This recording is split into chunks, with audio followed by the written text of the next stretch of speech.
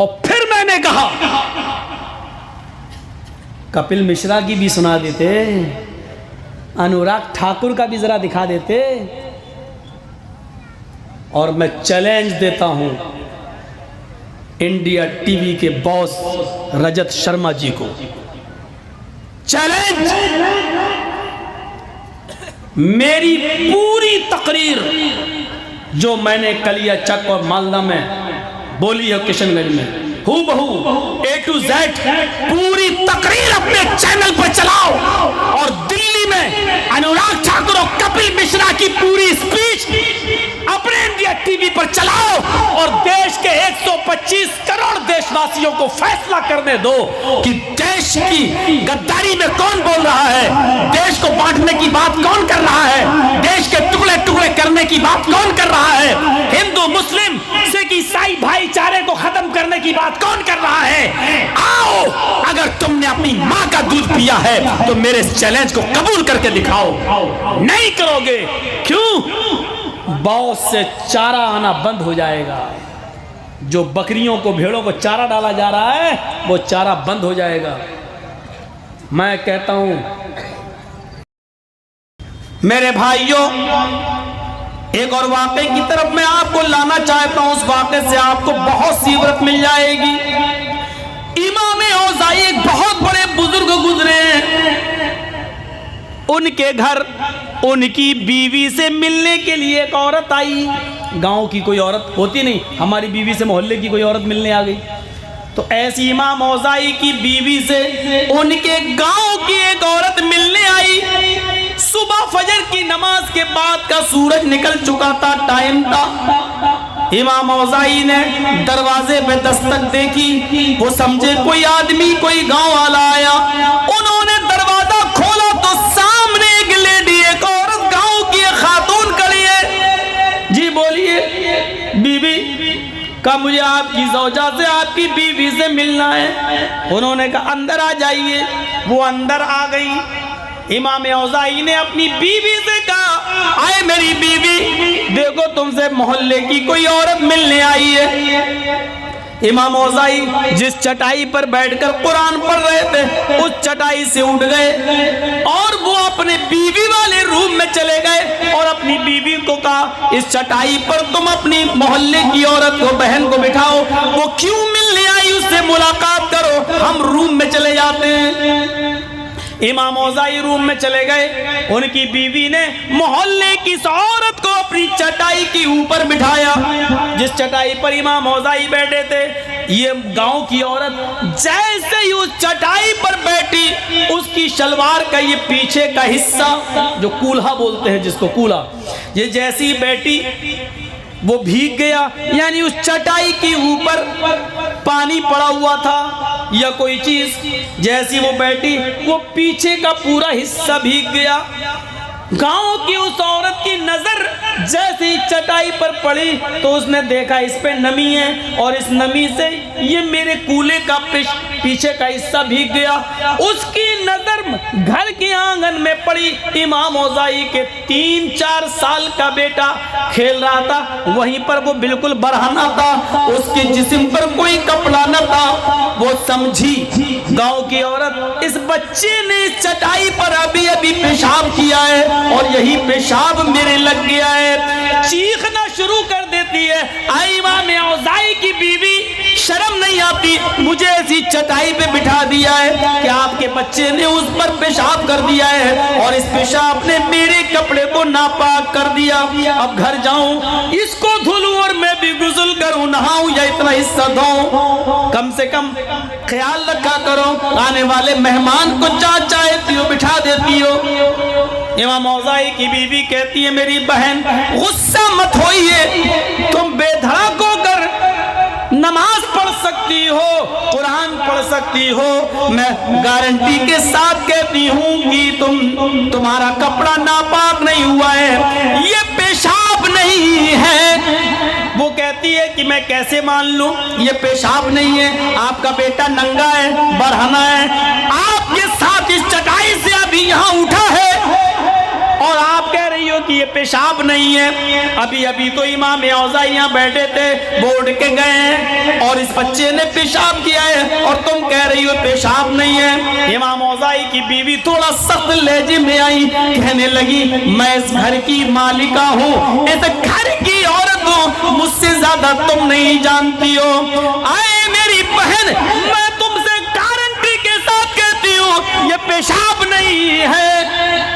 इतना बस मान लो, तुम नापाक नहीं हुई हो, कपड़ा तुम्हारा नापाक नहीं। उसने फिर जिद की, आए मेरी बहन अगर ये पेशाब नहीं तो मेरा कंफ्यूजन दूर करो, फिर बताती क्यों नहीं हो कि क्या ये पानी है? का नहीं, पानी भी नहीं है, पानी नहीं है, पेशाब भी नहीं है, तो क्या है? फिर मेरे शक को क्यों दूर नहीं कर रही हो? मेरा कंफ्यूजन दूर करो। तहकीक करने में क्या बुराई है, मैं तहकीक कर रही हूँ। इमाम औज़ाई की बीवी कहती हैं मैं ये बताना नहीं चाहती थी, लेकिन तुमने मजबूर कर दिया तहकीक के नाम पर, इसलिए मैं तुम्हें बता रही हूँ। आए मेरी बहन, जिस चटाई पर नमी है ये हकीकत में पानी नहीं, पेशाब नहीं, ये मेरे शौहर इमाम औज़ाई के आंखों से गिरने वाले आंसू हैं, उनकी आंखों से टपकने वाले आंसू हैं। वो फजर की नमाज पढ़ा के आते हैं, इस चटाई पर बैठकर वो कुरान की तिलावत करते हैं। सूरज निकलने के बाद फिर अपने दोनों हाथ बुलंद करके अपने रब से तौबा और इस्तिग़फ़ार करते हैं। फिर वो इतना रोते हैं कि उनकी आंखों से आंसुओं से ये चटाई तर हो जाती है। इसलिए अभी तुम आई हो, इसलिए वो घर में चले गए, ये चटाई तो अभी और तर होती। ये वही आंसू हैं जिन आंसुओं पर तुम बैठ गई हो, और उन आंसुओं से तुम्हारे पीछे का हिस्सा नम हो गया, गीला हो गया। मेरी बहन, तुम जिसको पेशाब समझ रही हो वो पेशाब नहीं है, वो इमाम औज़ाई के आंखों से गिरने वाले आंसू हैं। बदगुमानी कितनी बुरी चीज है, आंखों से गिरने वाले, अल्लाह के खौफ से गिरने वाले आंसुओं को भी वो पेशाब समझने पर मजबूर कर देती है। ये बदगुमानी है, इसीलिए कुरान करीम ने इस बदगुमानी से रोका है। या अय्युहल्लज़ीना आमनु इज्तनिबू कसीरम मिनज़्ज़न इन्न बअज़-ज़न्नि इस्मुन। ऐ मुसलमानों, तुम अपने भाई के बारे में ज्यादा बुरा गुमान मत किया करो, ज्यादा बुरे ख्यालात मत लाया करो। ये औरत कौन है, क्यों आती है? इसका शौहर 6 साल पहले मर गया। इस वक्त ये आदमी कौन इसके घर जाता है? जाता है तो 1 घंटे के बाद क्यों निकलता है? ये आदमी इसके घर रोजाना क्यों आता है? ये बेवा है, इसका आदमी नहीं है, दूसरा आदमी इसके घर में क्यों जाता है? क्या रिश्ता है? इतनी देर और इतनी रात तक इसके घर क्यों रुकता है? आपको कोई हक नहीं है, आपको कोई भी हक नहीं है इस तरीके का ख्याल अपने घर में, अपने दिमाग में पैदा करने का। आपको जासूसी नहीं करना है, आपको गीबत नहीं करना है, आपको टोह नहीं लगाना है, आपको बदगुमानी किसी के दिल में के बारे में अपने दिल में नहीं पालना है। आपको हक ही नहीं है। आप ये सोचें, या तो हाल ये है, अब हाल क्या बताऊं, घर घर का हाल है। कुछ बोलूं तो हम ही कहते नहीं है कि जो बोले वही कुंडी खोले। सूरत हाल आज ये हो चुकी है। हम आपको बतला रहे हैं, ये हमारी सोच हो चुकी है। हमारी कोई लड़की से बातचीत चलती है, गुफ्तगू होती है, अब हमने उसको फ़ोन लगाया, आप जिसको कॉल कर रहे हैं अभी वो दूसरी कॉल पे व्यस्त है। थोड़ी देर के बाद आपने फिर कॉल लगाया, वो फिर व्यस्त है। थोड़ी देर के बाद फिर आपने कॉल लगाया, फिर व्यस्त है। अब आपको गुस्सा आना लाजिमी है। चौथी मर्तबा जो व्यस्त बताया, फिर जब भी लगेगा कुतिया डाइन, किस किस से तेरा चक्कर चल रहा है? हमसे भी प्यार करती है, दूसरों से भी बिजी लाइन तेरी रहती है। ये हमारे समाज की सबसे बड़ी प्रॉब्लम है। हमने अपने दिमागों में अभी ये पाल रखा है। हो सकता है कि उसका बाप आईसीयू के अंदर एडमिट हो, ये भी हो सकता है कि वो ब्लेड की ज़रूरत हो, वो अपने बाप के लिए ब्लेड मांग रही हो और कई जगह फ़ोन लगा रही हो और आपको रिस्पॉन्स नहीं दे रही हो। ज़रूरी नहीं कि आप जो सोच रहे हैं वो हो। ज़रूरी नहीं कि मौलवी जर्जीस ने सोचा कि उसके पैर में जो लंगड़ापन है उसके पैर की मोच है। हकीकत ये भी हो सकती है कि चप्पल टूटी हुई हो सकती है। ज़रूरी नहीं कि आप जो सोच रहे हैं वो हो। ज़रूरी नहीं है मेरे भाइयों कि इमाम औज़ाई की बीवी से मिलने वाली औरत जिसको पेशाब समझ रही थी वो पेशाब नहीं, वो आंसू निकले। मेरे भाइयों, ये हमें सोचना पड़ेगा और हमें गौर करना पड़ेगा। या अय्युहल्लज़ीना आमनुज्तनिबू कसीरम मिनज़्ज़न इन्न बअज़-ज़न्नि इस्म वला तजस्ससू। और दूसरी चीज जो भाईचारे को खत्म करती है वो क्या है? जासूसी। पता लगा रहे कहाँ गया, एक लड़का बैठा गया, घुस गया, निकलेगा, देखते हैं कितनी देर के बाद निकल रहा है। हम बाहर बैठे हैं छुप कर, ये जासूसी। आपको हमें जासूसी करने का कोई हक नहीं है। आपको मालूम है, शायद वाक़या आपने सुना होगा, मेरी किसी तकरीर में और ना सुना हो तो आप सुनिए। हजरत उमर फारूक जासूसी नहीं करते थे, लेकिन रात की तारीकी में, रात के अंधेरे में ये पता लगाने के लिए निकलते थे कि कौन है जो रात में, कौन है जो रात में खाया है, कौन है जो रात में भूखा सोया है। कम से कम भूखों का पता लगाएं। हजरत उमर फारूक रात के अंधेरे में इसलिए निकला करते थे कि मजबूर और बेबस लोगों का मुआयना करें। एक रात निकलते हैं तो घर के एक दरवाजे से गुजर रहे हैं, एक झोपड़ी के पास से गुजर रहे हैं, उनको गाने की आवाज सुनाई दी। दीवार पे कान लगा दिया, दीवार पे कान लगा दिया तो देखा कि हाँ गाना ही है, कोई लड़की गाना गा रही है। अब उनके दिल में आया लड़की गाना गा रही है, इस घर में तो एक बुढ़ा रहता है और बुढ़े को बच्चे नहीं है, बीवी नहीं है, कोई उसका बेटा नहीं है, इस घर में लड़की कहाँ से आई। तो हज़रत उमर फारूक थोड़ा उसकी दीवार पे ऐसे पंजों के बल चढ़ के दीवार पे चढ़ के झांक के देखने लगे। जब झांक के देखा घर के अंदर तो वाकई बुढ़ा शराब के नशे में धुत था, ऐसे कर रहा था। और उसके बगल में एक लड़की जो थी उस इलाके की डांसर, वो नाच रही थी, रक्कासा नाच रही थी, वो भी डांस कर रही थी। तो हज़रत उमर ने कहा ये तो रंगे हाथ पकड़ा गया, अब क्या करें। हज़रत उमर फारूक कूद गए नीचे, छलांग लगा दी। उस बुढ़े की नज़र जैसी उमर पे पड़ी उसका नशा उतर गया। बड़े बड़ों का नशा उतर जाता था उमर को देखकर। हज़रत उमर ने कहा शराब पिए हो?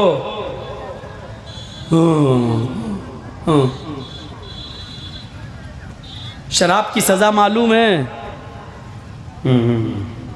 मालूम है। क्या है? 40 कोड़े। कहाँ मारूं तेरे बदन पर? एक कोड़ा खाने की ताकत नहीं रखता, 40 कैसे खाएगा तू? इसको बुलाया तुमने? कब्र में पैर लटके हुए हैं, तौबा इस्तिगफार की उम्र है, अल्लाह अल्लाह करने की उम्र है, तौबा करने की उम्र है। इस उम्र में तुम शराब पीते हो? नहीं छोड़ूंगा तुम्हें। ठीक है, जो सजा बनती है वो दीजिए, लेकिन बूढ़े की हिम्मत देखो, बूढ़े की हिम्मत। अमीरुल मोमिनीन, मेरी जो सजा बनती है वो दीजिए, लेकिन आपने जो गलतियां की हैं उसकी सजा कौन भुगतेगा? हजरत उमर ने कहा मैंने गलती की है? मैंने? कहा हाँ आपने। क्या आप इंसान नहीं है? क्या आप गलती नहीं कर सकते?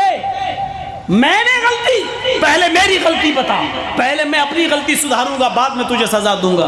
कहा अमीरुल मोमिनीन, क्या आपको ये नहीं मालूम है अल्लाह के नबी ने फरमाया जब किसी के घर की खिड़कियां बंद हो, दरवाजे बंद हो, तो किसी के घर की जासूसी मत करो। कान लगा कर किसी के अंदर की खबर मत लो। हाँ ये तो है। आए अमीरुल मोमिनीन, खिड़कियां बंद है, दरवाजा बंद है, फिर दीवार के ऊपर खड़े होकर आपने मुझे झांक कर मेरे घर के अंदर के हालात को झांक कर देखा। अल्लाह के नबी फरमाते हैं, वो बुढ़ा शराब के नशे में भी दलील दे रहा है। यहाँ तो शराब के नशे में तेरी माँ का, तेरी बहन का, शराब पी लेंगे अपनी बहन को ही कहते माँ बहन माँ, क्या क्या बकते थे हम लोग। वो बुढ़ा शराब के नशे में भी हदीस सुना रहा है, शराब के नशे में भी दलील दे रहा। अमीरुल मोमिनीन अल्लाह के नबी फरमाते हैं, अगर दरवाजे खिड़कियां बंद हो फिर भी कोई तुम्हारे घर के अंदर के हालात को झांक कर देखने की कोशिश करे तो तुम बाहर निकल कर उसकी दोनों आंखें फोड़ दो। क्या ये हदीस नहीं है? अब हजरत उमर का हाँ है। अमीरुल मोमिनीन, क्या अल्लाह ताला ने कुरान में ये नहीं फरमाया कि जब तुम किसी के घर जाओ तो पहले दरवाजे को दस्तक दो? आपने दस्तक दी? नहीं। क्या अल्लाह ने ये नहीं फरमाया जब दरवाजा खुल जाए तो घर वाले से इजाजत लेकर घर के अंदर जाओ? हाँ। क्या तुमने इजाजत ली? क्या मैंने आपको अपने घर आने की इजाजत दी? नहीं। अमीरुल मोमिनीन, क्या अल्लाह के नबी ने यह नहीं फरमाया जब तुम किसी के घर में जाओ तो अस्सलामु अलैकुम कहकर जाओ? हाँ। तो क्या आप सलामु अलैकुम कहकर अंदर आए? नहीं। अमीरुल मोमिनीन, मुझे सजा क्या देंगे? पहले अपने आप के बारे में सजा मुतय्यन कीजिए, आपको क्या सजा मिलनी चाहिए। हमने गलती की, आप भी तो कई गलतियां कर लिए, हाकिम होकर गलती, फिर हमसे गलती क्यों नहीं हो सकती? हजरत उमर ने कहा, शेख बुजुर्ग अल्लाह तेरा भला करे, तुमने मुझे समझाया, मुझे बताया, पहले मैं अपनी इस्लाह करूंगा, तुम्हारी सजा के बारे में बाद में सोचूंगा। ये कहकर निकल आए।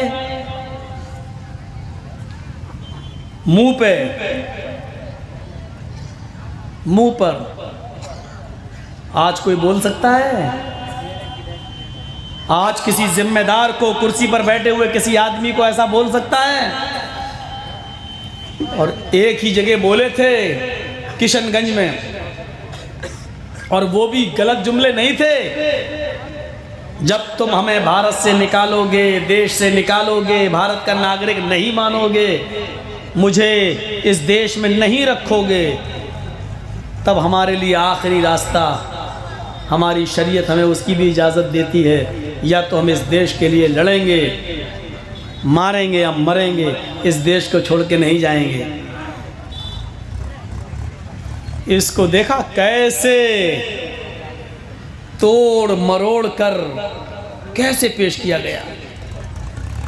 कलियाचक की धरती पर यही मैंने कहा था, जंग तुमने शुरू कर दी है, अब इस जंग में, युद्ध में, या तो हम हारेंगे या जीतेंगे। जीते तो वतन मुबारक, हारे तो कफन मुबारक।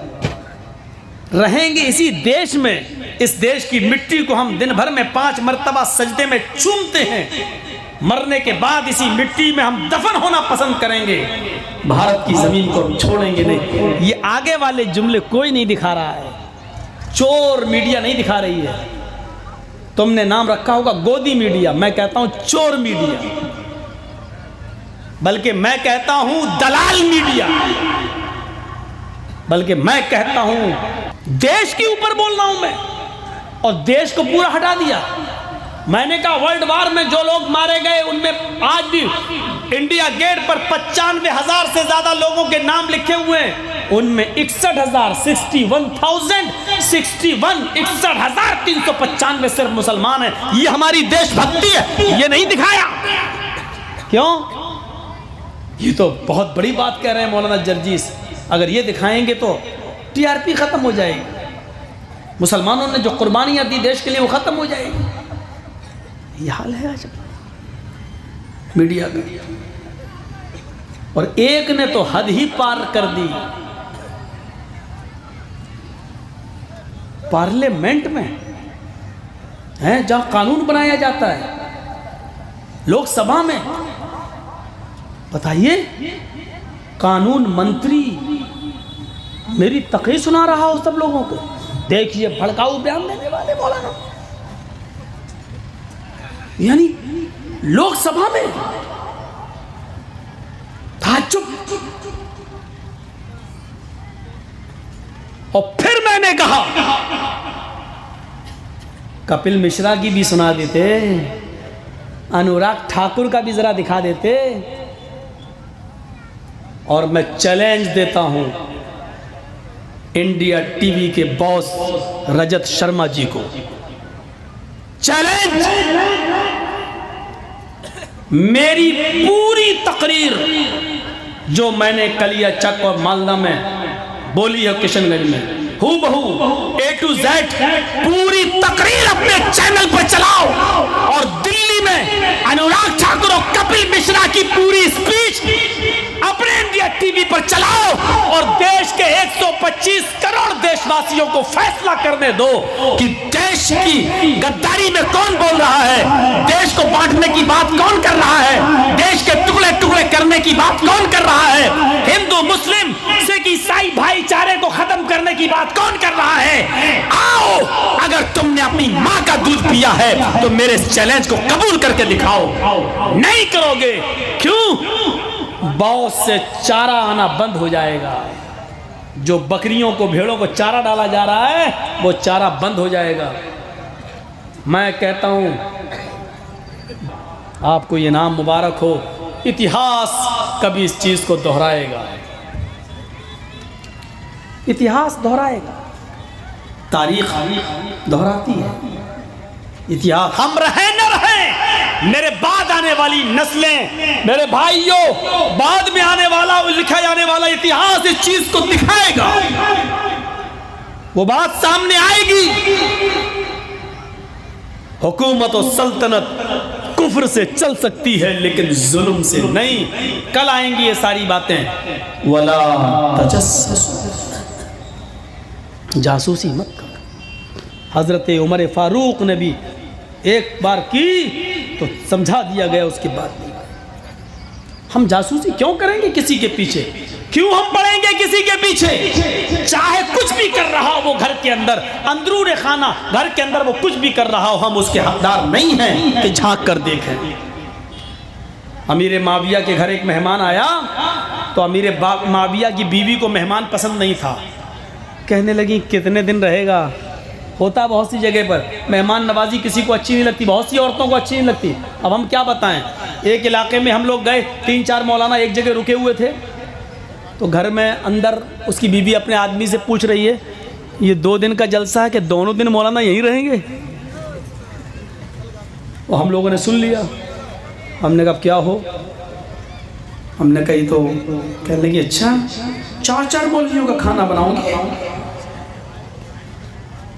हम लोग सुन लिए। हम लोगों ने कहा सुनो अभी खा लो, कहीं होटल में चलते हैं वहीं रहेंगे, वरना कहीं नमक मिर्च ज़्यादा कर देगी।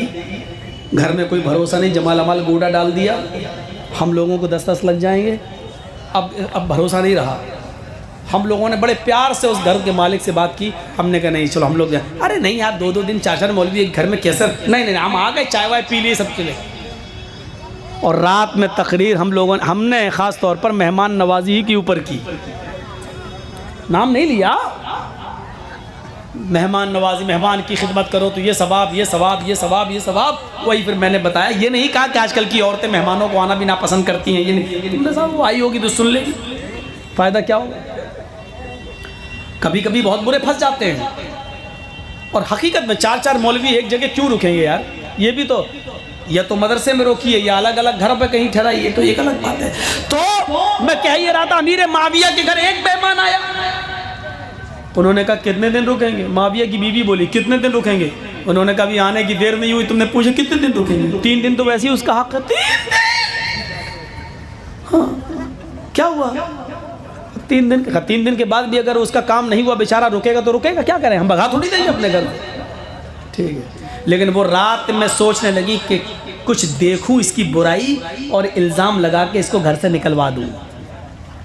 तो रात में उठी अमीर माविया की बीवी, रात में उठी और उसके कमरे की तरफ गई जहां अमीर माविया ने उसका अलग कमरा कर दिया था, जाए नमाज रख दी थी। अगर ताज्जुद पढ़ते हो तो रात में उठ के पढ़ लेना। वज़ू का लोटा रख दिया था, पानी भर कर के वज़ू बना लेना।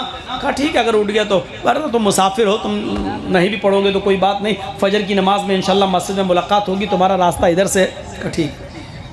ये उठी रात में तो अमीर माविया सो रहे हैं। अब ये उठी तो कमरे में दरवाजे पे कान लगा के सुना तो वो मेहमान गाना गा रहा है, युगन्नी, वो गाना गा रहा था, काना युगन्नी का लफ्ज़, और बड़ा बेहुदा गाना गा रहा था, बड़ा बेशरम गाना, गलीज़ और गंदा गाना। तो हम लोग अपने गानों की क्या मिसालें दें, आप लोग सब जानते ही हैं कैसे कैसे चल रहे हैं। उनकी चौक गई उनकी बीवी है, इतना गंदा गाना गा रहा है। उस ज़माने में इश्किया शायरी बड़ी भयानक चलती भी थी। अब वो आई गया, मिल गया इसकी बुराई। अब तो ये भगा देंगे, मेरे शौहर तो सुनेंगे तो एकदम भगा देंगे। उठो हजरत उठो, अपने शौहर, मियाँ मियाँ, हाँ उठो। क्या हुआ, रात में उठा दिया तुमने मुझे। अपने मेहमान की करतूत देखो। कहा क्या, अरे सुनो कान लगाओ।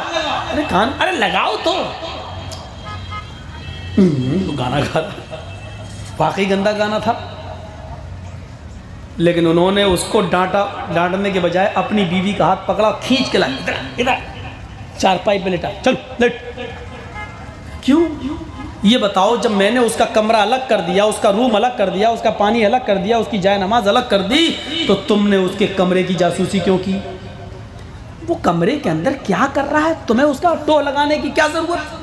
तुम्हें मालूम नहीं कुरान ने कहा वला तजस्ससू, एक दूसरे की जासूसी मत करो। कब वो गलत काम कर, गलत करे या सही, तुमने अंदर उसका मामला वो था, उसका रब था, तुमने जासूसी क्यों की? तुम क्यों उसके बीच में पड़ी? मेरी गलती है, उसकी कुछ नहीं, उसकी नहीं, तुम्हारी गलती है। उसकी गलती है, लेकिन हमें तब मालूम हुई जब हमने जासूसी की। जासूसी नहीं करना चाहिए था। बंद करो ये नौटंकी, सो जाओ। उसको नहीं भगाए, नहीं भगाएंगे, वो मेरा मेहमान है, बैठ सो जाओ। सो गई, लेट गई। नींद देर से आ रही है, शौहर डांट देता है तो औरत को थोड़ा बुरा लगता है, इसलिए हो सोच समझ के डांटा कीजिए, ज़्यादा मत डांटिए। बहुत ज़्यादा ज़रूरी है तो डांटिए, और दो चार औरतों के सामने या मर्दों के सामने डांट दिए तो औरत को और ज़्यादा बुरा लगता है। घर में डांटा था, बहरहाल थोड़ी देर के बाद अमीर माविया बार बार देख रहे हैं सोई कि नहीं सोई। ये सो जाए तब मैं समझाने जाऊँ उसे, इसके सामने नहीं समझाऊँगा। वो बेचारा क्या सोचेगा कि देखो हमें सबके सामने इंसल्ट कर रहा है, अकेले में समझाऊँगा। ये अभी थोड़ी देर में सोई, लेकिन बार बार उठ के देख रहे हैं। जब वो सो गई तब भी यकीन नहीं आ रहा कि सोई कि नहीं हुई, हम उठे कहीं उठ ना जाए। थोड़ी देर के बाद जब खर्राटे लेने लगी, जब नाक का जनरेटर चलने लगा, तब वो समझे हाँ अब गई है दूसरी दुनिया में। अब उठे और जा रहे हैं अपने मेहमान को समझाने, लेकिन दरवाजे तक पहुंचने से पहले सोचते हैं कि एक बार और सुन लूं, अगर गा रहा है जाग रहा है तो जाऊं, और अगर सो गया तो उसकी नींद ख़राब नहीं करूं, सुबह फजर के बाद समझा दूंगा। तो अब दोबारा जब कान लगाया तो वही मेहमान अब कुरान की तिलावत कर रहा है, अभी गाना गा रहा था। और अब जब दोबारा जब इन्होंने कान लगाया तो वो कुरान की आवाज़, जो गाना अच्छा गाता है वो कुरान भी अच्छा पढ़ता है, सुरीली आवाज़, बेहतरीन क़िरात में कुरान की तिलावत कर रहा है।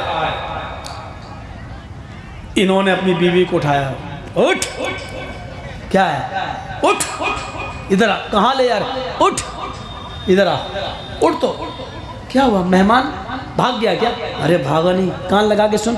क्यों सुनूं? आपने तो जासूसी करने से मना किया। अरे सुन तो। नहीं, आपने तो मना किया। अरे सुन, मैं कह रहा हूं ना, मैंने मना किया था, अब मैं कह रहा हूं सुन। अच्छा अब जायज हो गया?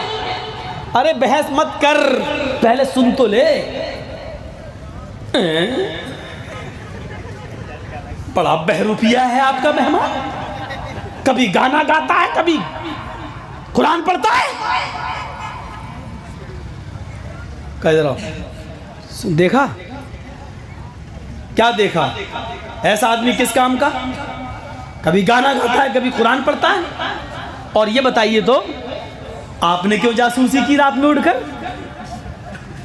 कहा मेरी बीवी, जासूसी करना गलत है, ये अब भी मैं मानता हूं।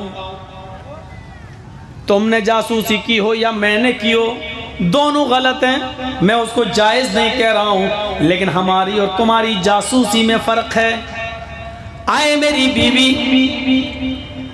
तुमने जब जासूसी की तो गाना गा रहा था, हमने जब जासूसी की तो कुरान पढ़ रहा था।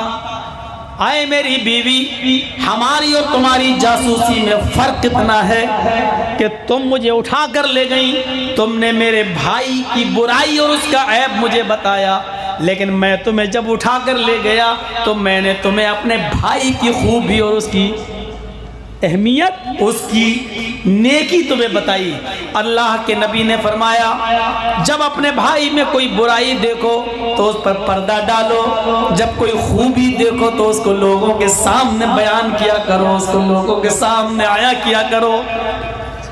आए मेरी बीवी, हमारी और तुम्हारी जासूसी में फर्क इतना है कि तुमने मुझे मेरे भाई की बुराई दिखलाई जिस पे पर्दा डालने का हुक्म है, और मैंने जासूसी की जरूर है, लेकिन मैंने अपने भाई का हुस्न और नेकी दिखलाई जिसको बयान करना और आम करने का हुक्म है। आए मेरी बीवी, आइंदा किसी के बारे में बुरा गुमान मत करना। कोई आदमी बुरा गाना गाता है तो इसका ये मतलब नहीं कि वो बुरा भी हो, वो नमाजी भी हो सकता है, तहज्जुद गुजार भी हो सकता है। ये तो फैसला अल्लाह करेगा क़यामत के दिन कि उसकी नेकियां ज्यादा या उसकी बुराइयां ज्यादा हैं। अल्लाह को बख्शने के लिए एक बहाना ही काफी है। फिर सुबह फजर की नमाज पढ़ने जब अमीर माविया गए मस्जिद में तो देखा वो मेहमान उनसे पहले मस्जिद में आया हुआ है, नमाज पढ़ा है, नमाज पढ़ने के बाद तो दुआ भी मांग रहा है, रो भी रहा है। अमीर माविया सोचते हैं ये दुआ जल्दी ख़त्म करे फिर मैं उसको समझाऊं। जब अमीर माविया ने देखा कि उसने दुआ ख़त्म कर दी तो उसके करीब गए और कहने लगे कि तुम क्या करने जा रहे हो? कहा मैं कुछ कुरान पढ़ूंगा। कहा इधर आओ। पहले मस्जिद के कोने में ले गए और कहने लगे भाई, कल मैंने मेरी बीवी ने रात के एक तारीखी हिस्से में उठकर तुम्हें गाना गाते हुए सुना है, वो मुझे लाई, मैं उसको डांट कर ले गया। मैंने कहा कि किसी के अंदर का मामला ताक झांक करने की जरूरत नहीं, जासूसी तुमने क्यों की? कुछ देर के बाद मैं उठा, मैं तुम्हें समझाने आना चाहता था लेकिन मैंने देखा कि तुम कुरान की तिलावत कर रहे हो। एक तरफ बुराई, एक तरफ कुरान की तिलावत, ये दोनों चीजें एक आदमी के अंदर एक ही रात में ये कैसे? मुझे बताओ मेरे भाई। उसने कहा अमीर माविया, आए माविया, मुझे बहुत ज़हनी उलझने हैं, दिमागी टेंशन है, मेरी बेटियां जवान भी हैं, उनकी शादियां भी होना है, और भी टेंशन हैं, मैं कर्जदार भी हूँ, लोगों का मुतालबा भी है, मुझे कर्जा भी देना है। जब ये उलझन और टेंशन जब मुझे सताने लगते हैं तो मुझे रात में नींद नहीं आती है, मुझे नींद नहीं आती है, फिक्र और उलझने मुझे सोने नहीं देती हैं। इसलिए मैं अपने दिल को बहलाने के लिए गाने गाने लगता हूँ, इश्किया गाने गाकर मैं अपने आप को भुलाना चाहता हूँ, लेकिन गाने भी हमारे रंज को और गम को भुलाते नहीं है और बढ़ा देते हैं। फिर मैं वुज़ू बना लेता हूँ और कुरान पढ़ना शुरू कर देता हूँ। कुरान पढ़ने के बाद मेरे दिल को एक सुकून मिल जाता है, फिर मुझे थोड़ी बहुत देर के लिए सुकून के साथ नींद आ जाती है। हजरत अमीर माविया ने कहा तुम गाने गाना छोड़ दो, ज़हनी उलझने और टेंशन जब तुम्हें हुआ करे तो तुम अल्लाह का जिक्र किया करो, कुरान की तिलावत किया करो। क्या तुम्हें नहीं मालूम अल्लाह ताला ने कुरान में फरमाया अला बिज़िक्रिल्लाहि तत्मइन्नुल कुलूब, अल्लाह का जिक्र करने से, कुरान की तिलावत करने से तुम्हारे दिल को सुकून मिलेगा। लीजिए, जिनको उलझने हैं, जिनकी जवान बेटियां हैं, बड़ी हो चुकी हैं, शादी की उनको फिक्र हो रही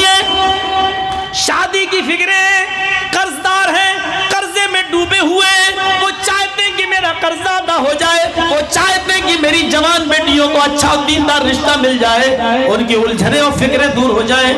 ये इलाज भी बता दिया। कुरान की तिलावत करो, इंशाअल्लाह जिक्र करते रहो, ला हौला वला कुव्वता इल्ला बिल्लाह पढ़ो और कुरान की तिलावत करो, उठते बैठते चलते फिरते हस्बुनल्लाहु व निअमल वकील, निअमल मौला व निअमन नसीर पढ़ो, ला इलाहा इल्ला अंता सुब्हानका इन्नी कुन्तु मिनज़ ज़ालिमीन का विर्द करो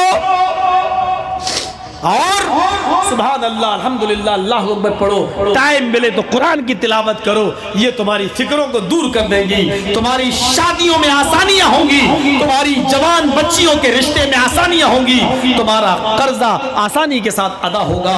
ये इलाज भी बता दिया। मेरे प्यारे साथियों, वला तजस्ससु, जासूसी से मना किया और अमीर माविया ने इस तरीके से अपने मेहमान को समझाया। तो भाईचारे को जो चीज़ें ख़त्म करती हैं वो जासूसी भी है, इसलिए जासूसी करना बंद करो। और आखिरी चीज़, वला यग़्तब बअज़ुकुम बअज़ा, कोई मुसलमान पीठ के पीछे किसी दूसरे मुसलमान भाई की गीबत ना करे, ऐसा वो वैसा ये वैसा। तेरी लड़की, अरे उसके साथ शादी कर रहे हो, वो लड़की तो मोबाइल पे लगी रहती है, वो लड़की तो व्हाट्सएप पे पता नहीं कितनों से लगी हुई है, वो लड़की अरे वो तो कॉलेज में पढ़ती है, वो तो 10 लड़कों के साथ, तुम अपने लड़के की शादी कर रहे हो। एक सच झूठ में 99 झूठ अपनी तरफ से मिला के उसके रिश्ते को खत्म कराना, वक़ज़्फ़ुल मुहसिनातिल मुमिनातिल गाफिलात, पाक दामन और नेक औरत पर तोहमत लगाना, ये भी गुनाह कबीरा है, बड़ा गुनाह है, इसलिए इससे बचिए, गीबत और चुगली से बाज आइए। भाईचारे के टॉपिक पर आज का ये खिताब मेरा आपके सामने हुआ। कल इंशाअल्लाह मौजूदा हालात के ज़ुमरे में आपके सामने कुछ बातें रखेंगे। अल्लाह से दुआ है कि बारे अल्लाह हमारी खताओं को माफ फरमा दे, हमारे गुनाहों को बख्श दे, हम जमीअ मुसलमानों पर रहम फरमा। जब तक तो हमें जिंदा रख, इस्लाम पर जिंदा रखना, जब हमारा खात्मा हो तो ईमान पर हमारा खात्मा फरमाना। व मा अलैना इल्लल बलागुल मुबीन व आखिरु दअवाना अनिल हम्दुलिल्लाहि रब्बिल आलमीन। अस्सलामु अलैकुम व रहमतुल्लाहि व बरकातुहू।